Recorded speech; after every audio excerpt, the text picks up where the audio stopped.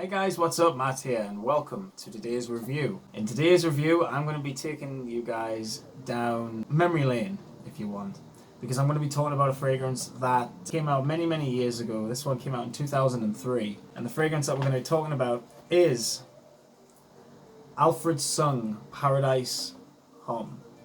So, a 2003 release from a Japanese designer an American Japanese designer, of course, released one of my favourite soapy fragrances, which is Sung Homme in 1989, an absolute brilliant scent. But this one is completely different to Sung Homme, and I'm really excited to really review this for you guys, because this isn't a scent that a lot of reviewers have really reviewed. It's actually another hidden scent, so I'm really happy to bring you guys a review for this. So let's get to it, shall we? So the fragrance was designed by a perfumer named David Appel, and he is credited for creating another fragrance from Alfred Sung called He, which was a blue fragrance. I've never smelt it, but if you guys have heard of it, do let me know.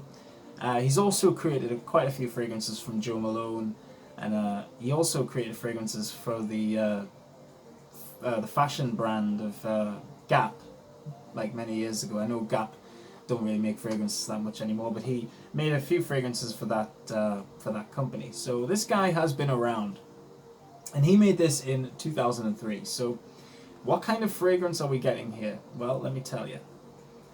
This fragrance doesn't have your typical citrus. In fact, there is no citrus in this fragrance whatsoever. So, you can say bye-bye to lemon, grapefruit, lime, bergamot, orange. You can say bye to any citruses that are, if you're expecting any.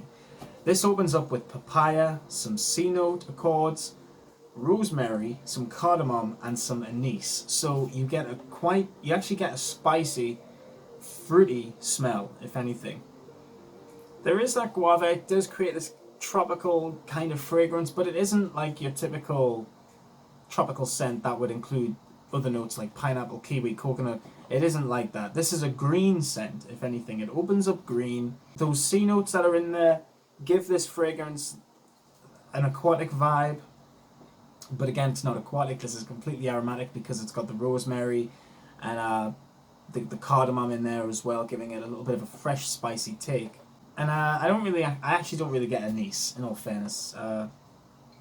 It's just a very nice, spicy green opening. That's what I get. It's a little bit tart.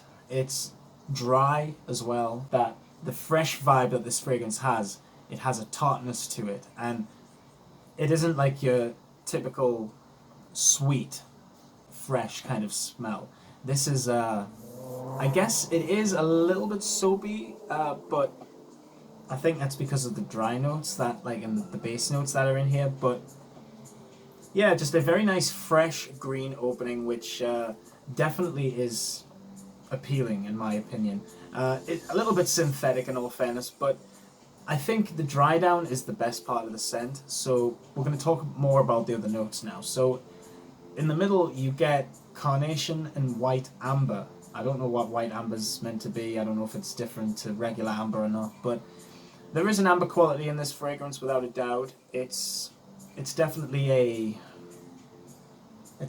a warm amber, which is creating this cozy type of smell, on top of that C-note breezy freshness, which is definitely there in the opening.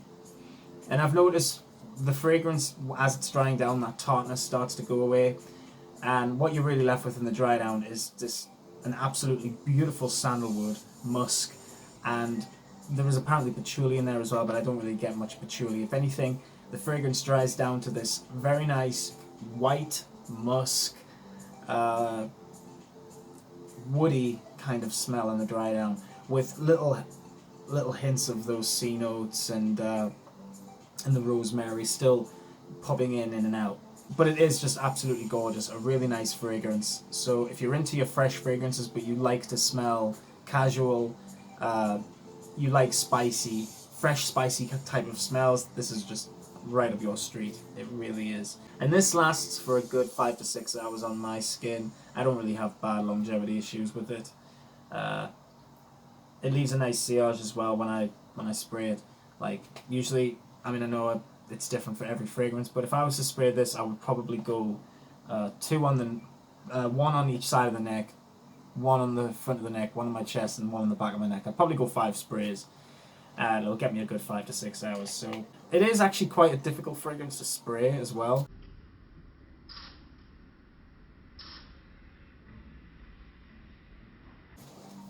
Because of the shape, but it's not a huge problem at the end of the day.